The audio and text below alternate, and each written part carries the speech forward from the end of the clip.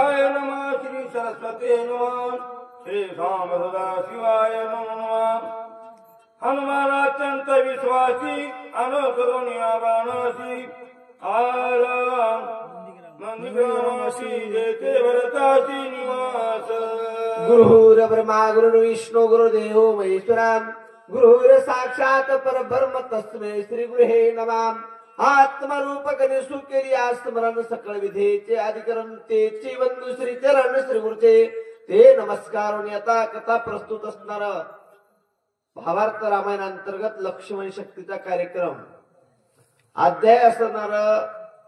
आता किती वेळा चालू आहे लक्ष्मण शक्ती प्रसंगातील 5व्या अध्यायाला प्रारंभ।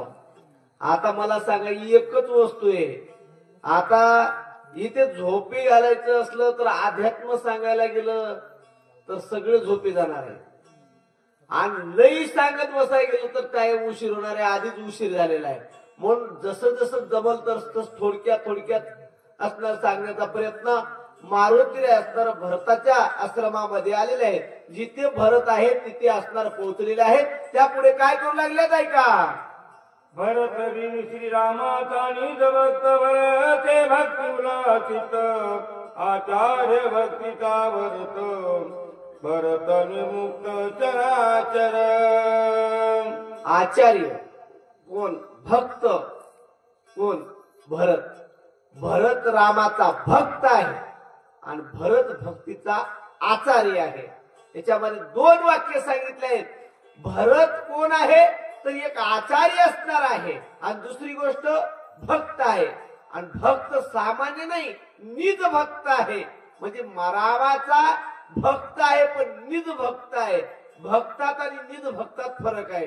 आता निज भक्त म्हणजे नित्य देवाचं नामस्मरण करतात ते निज भक्त, देवाची अखंड भक्ती करतात ते भक्त।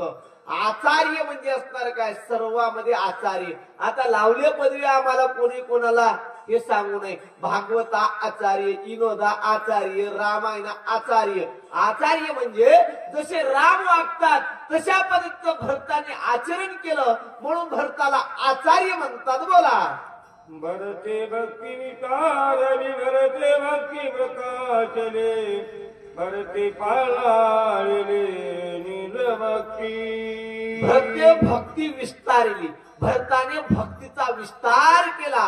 विस्तार केला म्हणजे काय? लांबवली, पांगवली, आतरली, समजा असं पैस असणार भक्ती अशी वाढवली आणि वाढवल्याच्या नंतर त्या भक्तीचा सुगंध कसा गेला? इवलेशे रोप लावी गेले दारी त्याचा वेलू गेला गगनावरी अशी असणार भक्ताची भक्ती होती। बोला। भरत भक्तीचा निज ठेवा भरत भक्तीचा विसावा भरत भक्तीचा बोलावा भक्तीची आगावा भरता भक्तीच्या गावारी गम भरता। भक्ती असणार ही भरताच्या ठिकाणी थांबली, भरताने भक्तीला थांबवलं। आता तुम्ही म्हणसाल पहिल्या ओळीमध्ये सांगितलं भरताने भक्तीचा विस्तार केला आणि या तुकड्यामध्ये सांगितलं भरताने भक्तीला थांबवलं। थांबवलं म्हणजे काय? भक्ती स्थिरावली, भक्तीला पुढे जावं असं वाटणार नाही अशी भक्ताची भक्ती। कशी? अजून पुढे भरते भक्त सद्भाव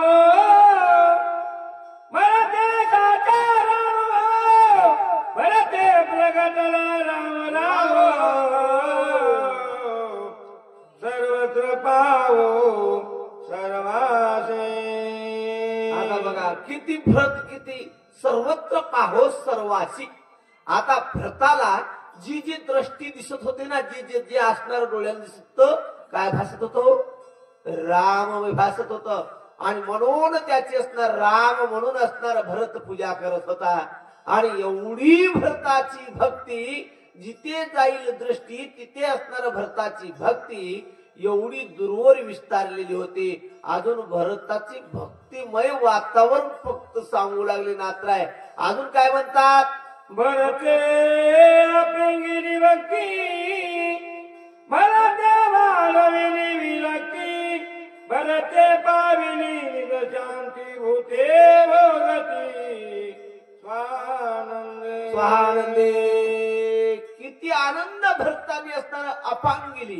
पांगविली अपांगविली म्हणजे असणार काय केलं, एवढी पांगवली पंचमहाभूतात असणार भक्ती मिसळलेली. आता ते पंचमहाभूत कसे वर्ततात हे तर पुढच्या वय. आता थोडं सांगणार आहे, जास्त मलाही काही येत नाही. आता काय सांगायचं म्हणजे 5वा अध्याय अध्यात्म आहे. हे सांगायला गेलं तर तुम्हाला पहिले तुम्ही सांगितलं चालही सांगत बसलं झोपीत असाल, आणि अध्यात्मात घुसलं तर दोन्हीची सांगड लावून थोडं मोजक्या सांगू. चंदनाची बैलाडे बाई तेने डोंगर सर्वई केला नवलाई चंदन. आता इथे नात्रा दृष्टांत देतात की बाबा मलयागिरी नावाचं चंदन आहे, आणि त्या चंदनाच्या अंगी जे गुण आहे सुगंध नावाचा गुण आहे. आणि ते गुण कसा आहे, सहज वारा वरून गेला. आता वाऱ्याचे दृष्टांत, वारा पंचमहाभूतापैकी वारा एक पंचमहाभूत आपल्या शरीरामध्ये राहतो. त्या वाऱ्याचे गुण कसे असतात, कसे राहतात, की त्याच्यापेक्षाही संत जसे श्रेष्ठ आहेत कसं पटवून देण्यासाठी आपल्याला दृष्टांत चंदनाचा दिलेला आहे. चंदन असणार मैलांगिरी नावाचं चंदन, जर त्याच्यावर वारा सहज गेला, हे कळणी बाबळी बोरी हे झाड सुद्धा काय होतात, चंदनमय होतात. पुढची वेळ आहे का, नाही आपण तेथे गेला नाही म्हणून यानीला अंगवाते करून गेला तेने केला चित्र चंदन. याने केला चंदन. बघा, नाही उपणून आणला नाही. अहो काय त्याच्या चंदन दुसऱ्या झाडापाशी नाही गेला, आणि दुसरं झाड चंदनापाशी नाही आलं. पण नवल असं झालं, चंदनाच्या अंगचे गुण आहे तेच चंदनाच्या अंगाचे गुण वाऱ्याच्या वेगाने दुसऱ्या संगतीचा परिणाम झाला, आणि चंदनाच्या संगे राहिल्यामुळे चंदनाच्या अंगी चंदनाच्या संगे पालटती झाडे अशा प्रकारचा असणार. चंदनाच्या संग बाकीच्या झाडाचा गुण पलटला, आणि बाकीच्या झाडाला सुद्धा सुगंध आला. कसा आला, आपल्याकडे मोतीराम महाराज मारुतराव महाराज चंदनास्थायी आहेत, चंदनापेक्षाही श्रेष्ठ आहेत. काय केलं त्यांनी, ह्या भक्तिमय चंदनाने सर्वत्र काय केलं, चंदनमय भक्तिमय वातावरण केलं आहे. आज मोतीराम महाराज जर आपल्या भागात आले नसते आणि मारुतराव महाराज जर आले नसते तर आपल्याला परमार्थ कळाला नसता, आपण माळकरी झालो नसतो. का तर एवढा इलाका मराठवाड्यातला एवढा असणारा मोतीराम महाराजांच्या अगोदर काय होता, इकडं कोणाला माळी आणि कोणाला भक्ती कशी करावं हे होती भक्त. पण तेवढी भक्ती सर्व गावागावामध्ये विस्तारपूर्वक केली. मारुतराव महाराजांनी प्रत्येक गावात रामायण लावायला लावले, आणि प्रत्येक गावामध्ये मारुतीरायाचे मंदिर बांधायला लावले. नाही तर मारुती कुठं होते, वट्यावर. आणि कुठं काय केलं, मंदिर बांधायला लावलेली. एक दिवसाचा नियम प्रत्येक गावात सुरू केला. आता त्याचा विस्तार किती झाला, एका दिवसाच्या नियमाचा 7 दिवसाचा कुठं, 11 दिवसाचा कुठं, महिन्याचा कुठं नियम चालू झाले. कोणामुळे, ह्या संतामुळे. तसं संत चंदनापेक्षाही श्रेष्ठ असतात. अंगवाद जसा वरून जातो, संतांच्या संगतीत तसे माणसं पालटतात. बोला, एक वनस्पतीचा बडिवार चंदन केला डोंगर कदाचे तो फेर सुवास थोर आवरेना. एक वनस्पतीचा बडिवार असा आहे, ती चंदनाची वनस्पती झाकता येत नाही. आता मैलागिरी नावाचा चंदन मी काय बघायला नाही, पण 10 वर्षाखाली काळी मिल म्हणून नांदेडला तिथे एक झाड होतं म्हणा, त्याला राखायला माणसं होते, आणि त्याला तोडायला जर गेलं, दाबनावणी जर मुळी द्यायची, उकरून तोडायची म्हणलं तर 2 किलोमीटर तोडल्याबरोबर सुगंध जात होता. एवढं त्या मैलागिरी चंदन असणार, कसं आहे, सुगंधित आहे. आणि त्या चंदनाचा एका वनस्पतीचा बडिवार आहे. त्याच्यापेक्षाही नात्रायाला सांगायचे बाबा, संत त्याच्यापेक्षाही सुगंधित आहेत. काय हो, किती वर्ष झाले, 55 वर्ष झाले, तरी मोतीराम महाराजाचा काय सहन गेला का? जशाचा तसा नाही, त्याच्यापेक्षा उलट वाढत राहिला. तशा प्रकारचा असणार संत चंदनापेक्षाही श्रेष्ठ आहे. माझ्या तर हृदय भगवंत तो भगवंत भूमिमा मूर्तिमंत तेने काय नवे प्राप्त सभाग्य संतती जगती. बघा, हे देह आहे ना, हे चिंतन का आहे? हे आपलं हृदय आहे ना. आपलं हृदय कोण आहे? हृदयात कोण राहतो? भगवंत स्वतः देवच आपण आहोत. पण आपल्याला विसर पडलेला आहे. मग जागवतात कोण? संत. संत काय करतात? आपल्यातला देव जागा करतात. आणि देव कुठं आहे? तुझं आहे, तुझं पाशी परी जागा चुकलाशी. म्हणून आपल्यातला देव संत दाखवून देतात. आणि संत त्या चंदनापेक्षाही असणारा महान आहे तर सांगतात. दृष्टी विषय समत राम एकच भरत दुसऱ्या दृष्टा दशरथ दशरथेत सहज होत राम रूपा. आता दृष्टीचा विषय आहे. आता पहिला त्वचेचा विषय वाऱ्याचा सांगितला, स्पर्शाचा म्हणजे स्पर्श झाला तरी देव. तसा असणारा नाकाला सुगंध कसा येतो ते असणारा सांगितला की बाबा वाऱ्या चंदनाचा. आता सांगितला द्रष्टा दृष्टी दर्शन. जे आपण पाहतो तेही देव दिसला पाहिजे. दृष्टीचा विषय तो त्याचा झाला नारायण. आता मग बाकीचा विषयच दृष्टी जर त्याची नारायण रूपाने जर झाली असेल, त्याला दुसरं काय दिसल? हो, देवच दिसतो. डोळ्याचा विषयच देव झाला. मग बाकी काय झालं बोला? श्रवणी शब्द पडताची जाण शब्दात श्रीरामापण श्राव्य श्रावण श्रवण स्वेचित गण होणे टाके. आता जे असणार शब्द आहे, मुखातून शब्द निघतो, कानाला ऐकायला येतो.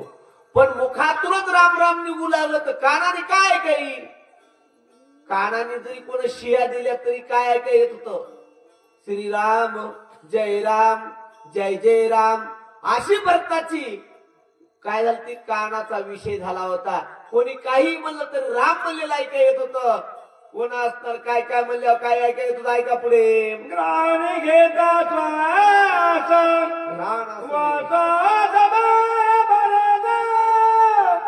हे ग्राण प्राण समत जिजाकात बोगुनी टाके. घाण असवे. आता सुगंध घेताना आता नाकाचा विषय असणारा भलता असणारा काय करतो? जिकडे असणारा सुगंध दुर्गंध हे नाकाला कळतात. पण नाकाचा विषय असणारा सुगंध उगंध भोगणे. पण तो विषय काय झाला? तो आकाश होऊन गेला. कसा आकाश झाला? संपूर्ण देवमय झाला. बोला. त्वचा घेऊन त्वचाची तवा दोही राम प्रकाशी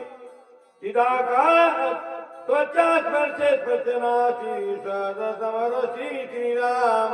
आता त्वचेचा विषय असणारा झाला, काचा प्रश्न झाला तरी राम रामाचा प्रश्न झाला. अशी असणार भरताच्या कातडीला सवय आणि त्वचेला सवय झाली होती. स्पर्श कशाचाही लागला तरी रामच असा प्रश्न भासत होता. बोला. रचनारा तर्या बडी घेता राम रसाची गोडी त्रिपुटी घाली देतो दडी रचना थंडी रसाते. आता आपले जीवे गोड तीन अक्षराचा रस आणि अमृत जयास फिके पुढे. आपल्या जीवेला ही गोडी लागायला पाहिजे. आणि काही जणांना गोड्या लागल्या ते आता सांगायची गरज नाही. आपल्याला काय खरट तुरट आंबट या जिभेला 6 चवी कळतात. पण एक चव आहे नामामृताची गोडी. आता नाम अमृताची गोडी आपल्या जिभेला कळायला पाहिजे. पण नाम अमृताची गोडी ही लागत नाही. हे तर असणार दुर्भाग्य. तुमच्या इथे असणार 4 महिने चातुर्मास काकडा चालतं. अनेक प्रकारचं त्यानिमित्तही लक्ष्मण शक्ती हातावी लक्ष्मण शक्ती अशा कितीतरी कार्यक्रम होतात. इथं काय लागले आहे? रामरसाची गोडी लागली जिभेला. जिवे गोड 3 अक्षराचा रस. बघा नाव तरी कसं आहे? जिवे गोड 3. जिवेला काय आवडायला पाहिजे? फक्त देवाचं नाम. तसं असणार भरताच्या जिभेला सुद्धा काय झालं होतं? राम हेच दोन शब्द मुखावर राहिले होते. बोला. कर्मेंद्रियाची रीती तेजाची रामाची जगती उडाली कर्माची कर्मगती वर्तती निष्काम स्वइच्छा वर्तती निष्काम.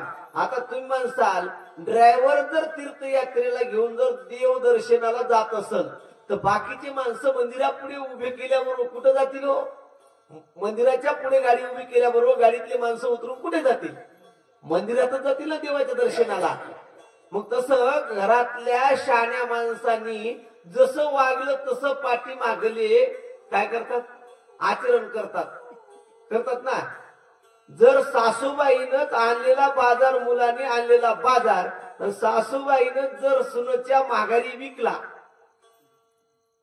अर्धा विकला, तर सुनबाई काय करते दुसऱ्याची? त्याच्यापेक्षा जास्त विकील ना. मग जसे पुढचे असणार जसे वर्ततात तसे पाठी मागले आपोआप तसेच करतात ना. तसं मग मालकाने जर चांगलं वागलं तर बाकीचे आपोआप सगळे चांगले वागतात. मी याच्यासाठी म्हणून राग येऊ देऊ नका. सासूबाई माल इकीत नाहीत, मग तशा प्रकारचा असणार सुनबाई इकीत नाही. परंतु द्रष्टांत सांगितला घरातले चांगले कारभारी जर चांगले वागू लागले तर पाठी मागले आपोआप चांगले वागतात, भक्ती करतात, भजन करतात. आणि जर मालकच येताना बाजारून जर डुल्लत येऊ लागला तर बाकीचे तशीच अवस्था होती. तसे कर्म इंद्रियाचे असणारी रीती तशीच आहे. जसं ज्ञान इंद्रिय ज्याप्रमाणे वागतात त्याप्रमाणे असणार कर्म इंद्रिय ही सहज वर्तले. भरताच्या ठिकाणी ज्ञान इंद्रिय जर देव झाले तर कर्म इंद्रिय सुद्धा देवाचंच कार्य करू लागले. बोला. आई सती राम नामे कोंडला तो सती राम झाला हनुमानंत अत्यंत सुखावला पाहू लागला आता असा भरतची राम झाला, तो देशाची राम झाला. आता देशच म्हणजे असणार सगळं देह, हे देश आहे बर का. याच्यातले जे नावं सांगितले कर्म इंद्रिय, ज्ञानेंद्रिय आणि त्याच्यामध्ये अंतःकरण चतुष्टय. अंतःकरण चतुष्टयच राम झालं आणि देह जर राम झाला तर मग बाकीच्याच काय काम? बाकीचेही त्याच प्रमाणे वर्तू लागले. आणि मारुतीराया तिथं पाहू लागले. का पाहू लागले? मारुतीरायाच्या दृष्टीला सर्वमय राममय भूमी झालेली होती आणि कानाला ध्वनी सुद्धा काय येऊ लागला? राममय येऊ लागला. मारुतीराय पाहतात. पुढची अवस्था आहे का? नगराबाई राम ध्वनी राम राम राम रूप सकला द्रुमा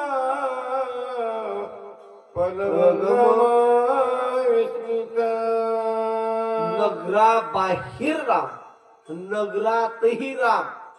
आता घागर पाण्यात बुडिल्याच्या नंतर घागरीतही पाणी, जसं घागरीच्या बाहेर यापक पाणी तसं भरताची भक्ती अंतरातही रामाची होती आणि बाह्य स्वरूपात सुद्धा भक्ती रामाची होती.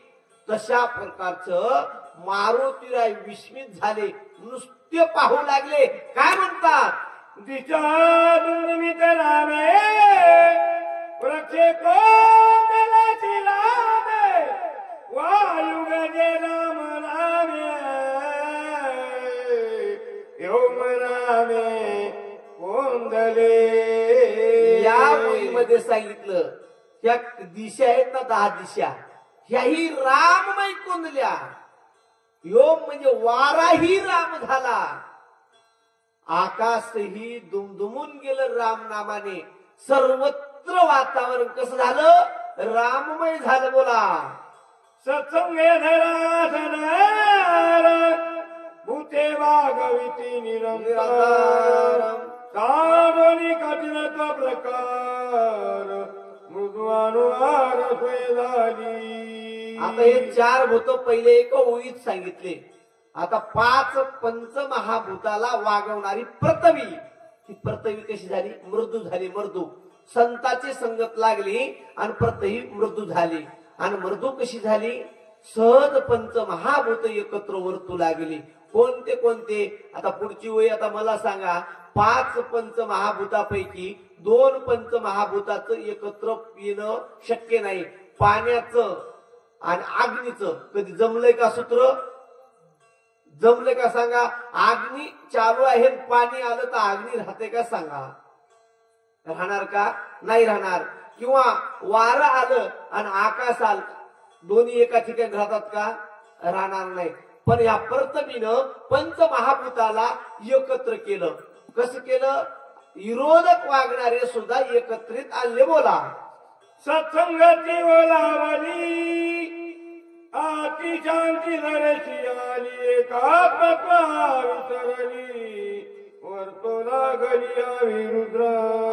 रुद्र म्हणजे पृथ्वीनं सत्संगे ओलावली आणि आती धरती असणार तिला आली. म्हणजे सगळ्या पंचमहाभूताला सामावून घेतलं. अजून पुढे काय करू लागले? सत्संगी झाली जीवना विचारून यादो एकव्रती सकल जना अतिशय आनंद मधुरत्वे. संतांची संगती या पृथ्वीला झाल्यामुळे अति मधुरता असणार आली आणि पृथ्वी अशी गोड फळ असणार सुपीक झाली आणि या सर्व जनतेला असणार काय करू लागली? तृप्त करू लागली. अशी पृथ्वीचे गुण म्हणतात. गाय देखून सजन विनवी देवनी जीवना व्याघ्र पापी म्हणून अपेक्षा उपेक्षा न करीची. आता एक असणार ओळी टाकलेले इथे वाघाचा आणि गायीचं दृष्टांत असणारा दिलेला आहे.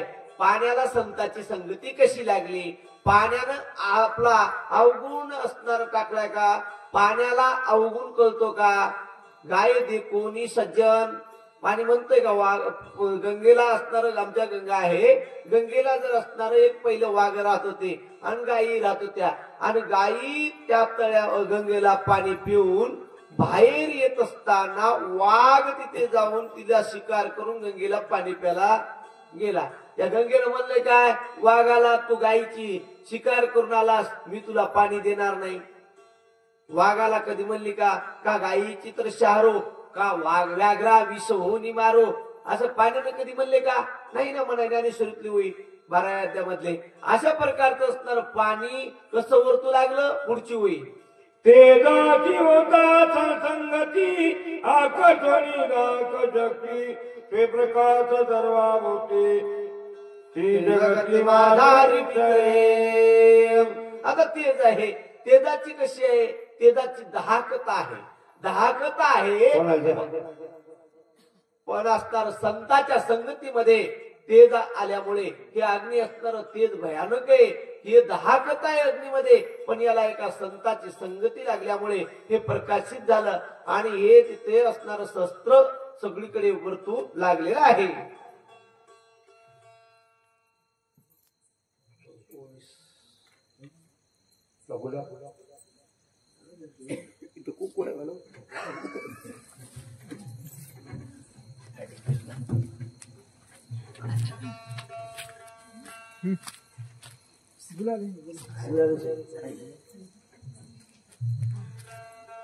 पुंडलिकावरदारि विठाल श्री गुरुदेव तुकाराम राजा रामचंद्र भगवान की हरे हरे. श्री गणेशाय नमः. श्री रामचंद्राय नमो नमः. ज्ञान प्रकाश निज ग्रहे ज्ञान प्रकाश निज ग्रहे त्याच प्रकाश उने राय पारका चोरू आल्या पायी प्रकाश त्यास तैसाचे. यामध्ये असणार सांगितले दीपाच्या अंगी नाही तुझा भाव, चोर आणि राव सारखेची. त्याला काय दिव्याला काय हो? ज्याने घरी उजेड लावलेला आहे आणि उजेड लावून असणार त्या उजेडामध्ये सर्व घरातील कुटुंबातील जेवून झोपी गेले आणि त्याच घरामध्ये चोर आले आणि चोरी करू लागले. दिवा म्हणते काय? ए तुला मी उजेड देणार नाही, तू चोर आहेस, मला मालकाने इथे ठेवलंय. जर एखादं दिवे चोर धरू लागले तर चोऱ्यात झाल्या नसतील. ज्ञानेश्वर महाराजांनी म्हणून सांगितले पारकिया अंधारू पाळावा, सज्जनू उजेड करावा. हे दीपा अंगी नाही तुझा भाव, दिव्याच्या अंगी जसा दुसरा भाव नाही, दुजेपणा नाही. पहिलं सांगितलं पाण्याचं, दुसरं सांगितलं तेजाचं, तिसरं सांगितलं आहे आता तेजाचं चालू आहे. चौथं ऐका पुढे. वायू सत्संगाला झाला चंचल तो आपुले विसरला योगेश्वरा भेटू आला निचल झाला निश्चळ झाला निजरूपी वायू असणारा योगेश्वराला भेटायला गेला. वाऱ्यातले कसे पंच प्राण नावाचे वायू आपल्या शरीरामध्ये राहतात. यान, समान, उदान, अपान, प्राण. आता हे कुठं कुठं राहतात सगळ्याला तर सांगायला माहित नाही, कारण सगळ्याला माहित आहे, पण सांगण्यात वेळ घालायचा नाही. आणि त्याच्यातला असणारा प्राण नावाचा वायू आपल्या शरीरामध्ये राहतो. आणि तो वायू योगेश्वराला म्हणजे भगवंताला असणार भेटायला गेला. त्याच्या पुढचं वारा काय सांगतात? इतरे तरी सर्व देही आसक्त नोये काही श्वास दुर्वासन म्हणे काही निसंग पायी विचरत. आता तो वारा सर्व देहात विचरतो. आता वारा कसा आहे? गुदद्वाराच्या ठिकाणी अपान नावाचा वायू आहे. तिथं काय आहे? दुर्गंध आहे. आता दुर्गंधीचं कार्य काय करतो? आपल्या शरीरामध्ये साठलेल्या मळाला बाहेर काढण्याचं कार्य करतो. पण तिथं तो वारा नाही म्हणत नाही. तो वारा तिथे सुद्धा सारखाच राहतो. आपल्या शरीरामध्ये इतर तसे सर्व देही प्रत्येक असणारा आपण अन्न रस जे खातो त्याचं विभाजन करणारा एक वारा आहे. वेगळं पण करणारा वारा आहे. एक वारा आपल्या सांध्याला मागे पुढे करणारा आहे. अशा प्रकारचं 5 वारे 5 ठिकाणी आपल्या शरीरामध्ये राहून सर्व क्रिया व्यवस्थित चालवतात. वारा सर्वत्र राहतो असं सांगतात. सत्संगाला धले आकाश फुफुनेने कोणास इसरून या निरवकाश रक्त उदास सर्वत्र वसे. आता तसा वारा राहतो तसं 5 पोकळे आपल्या शरीरामध्ये आकाशाचे आहेत. काळे आकाश आहे, वाडे आकाश आहे, कंठ आकाश आहे आणि शिर आकाश आहे आणि हृदय आकाश.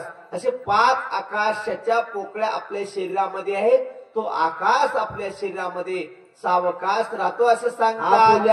शरीर उष्ण प्रजन्य धारे लिंपे काही कार्य सत्संग चोरी केवडे. बघा जसा असणारा बाहेरचा आकाश आहे.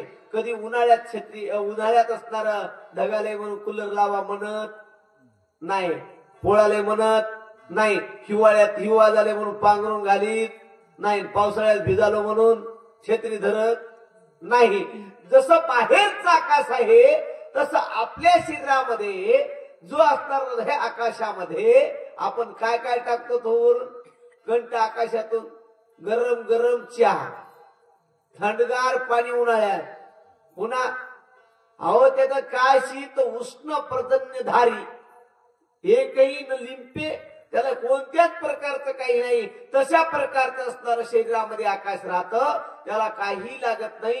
जसं आकाश तसं थंड उष्ण म्हणत नाही तसं माणसाने चांगले ओंगळे हे गुण आपल्यातले काढले पाहिजे आणि सगळ्याला समदृष्टीनं पाहिलं पाहिजे. बोला आयुष्य संत राम भजने निरत धन्य भक्ती प्रतापे भरत सौभाग्यवंत नांदत. धन्य धन्य सौभाग्यवंत भरत. आयुष्य नगरची अवघे संत. आयुष्य म्हणजे कसे?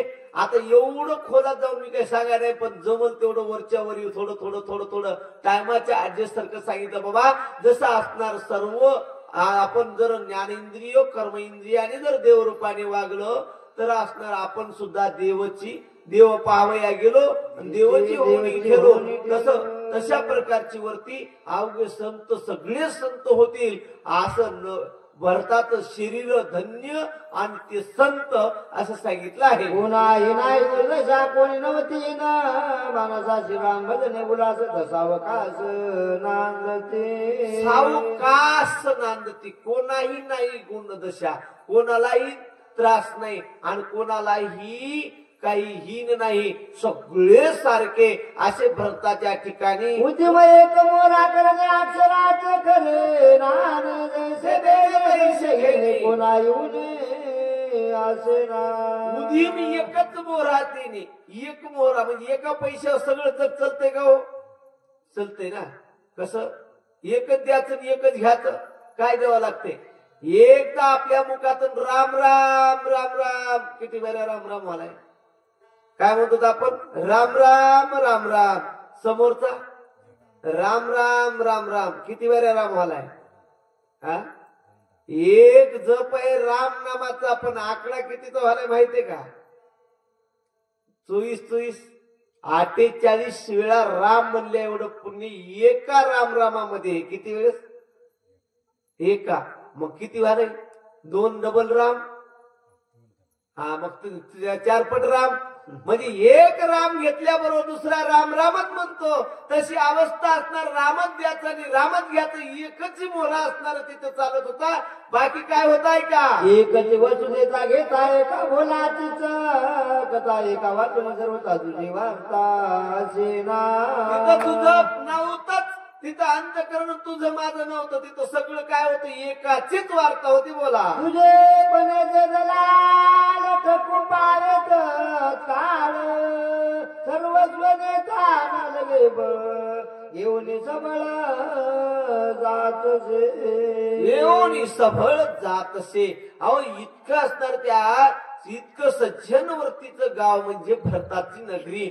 तर तिथे असणार दुजेपण नावाचं असणार. दुजेपण चालत नव्हतं, असे असणार भरताची वरती होती. जाती उडी पडे सर्वस्वेची जीवित बुडे, काही उपाय न चले पुढे पडे रोकडे अनर्थे. जिथे तुझेपणा आला की तिथं अनर्थ झाला. माझं तुझं म्हणलं की भक्ती संपली. आता आपल्यामध्ये दलाल आला की दलालाचं कार्य केल्याशिवाय राहत नाही.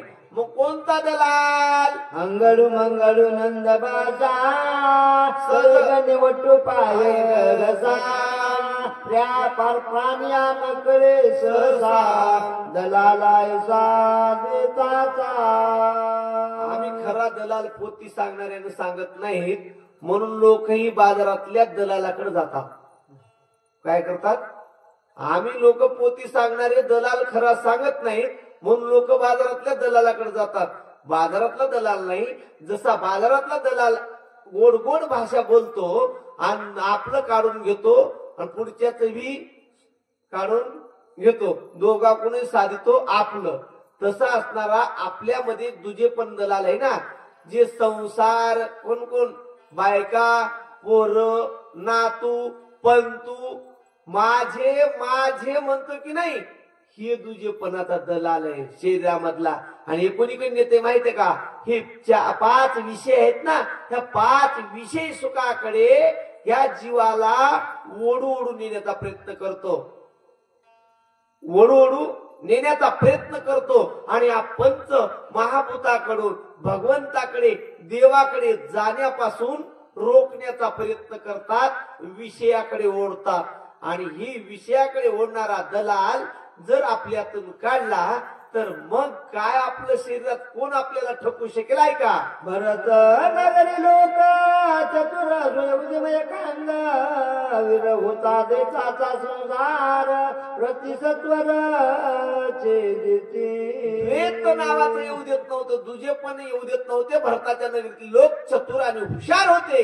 एक उदयमाय साखळी सगळ्या काजा देताचे दे कोण दशा परम परेशा विनटले. परम परेशाला विनटलेले होते. तिथं द्वैताची काही दशा चालत नव्हती. आतवटी जो बाहेर कथा कीर्तन तो पेरे गाता राम कीर्तन गजरी अंबर झरे तुषारे. तिथं असणार अंबर झरे तुषारे म्हणजे तिथं असणार गोड प्रकारचं पाणी आणि त्याचे असणार तुषार. असं आनंदी झालेलं भरताची नगरी मारुतीराय मुखाने पाहू लागले आहे. आनंद भरताच्या मनी गेले शून्यत्व बुडोनी, चैतन्य घन होऊन निर्विकार जनी सुस्थिर. आता निर्विकार जणी असणार. निर्विकार म्हणजे काय? आपण ब्रह्माला पोहोचलो, आपण देव जर झालो तर तिथं काय शून्यत्वच आहे ना. मग तशा शून्यत्व विश्वरापर्यंत आपण पोहोचलो तर बाकी सगळं शून्य आहे असा फळत असणारा त्या पदापर्यंत पोहोचलेला होता. हे मारुतीरायनं पाहिलं. असे असणारा भरताची अवस्था झालेली होती. गरजता राम नाम कल्लोळे गगनाव घेती मोक्ष फळे रगडून आले एके झाले हरिरंगी. एके झाले हरिरंगी मोक्ष फळे रगडून आले. आणि मोक्ष फळ रगडून आले. अशी गोड प्रकारचं असणार, जसं झाडाला फळ आले आणि पाडाला आले त्यानंतर जसे रगडून येतात तशी अवस्था त्यांची झाली. आता झालेली सेवा भगवंताच्या चरणी, रामाच्या चरणी, रामभक्तांच्या चरणी अर्पण करून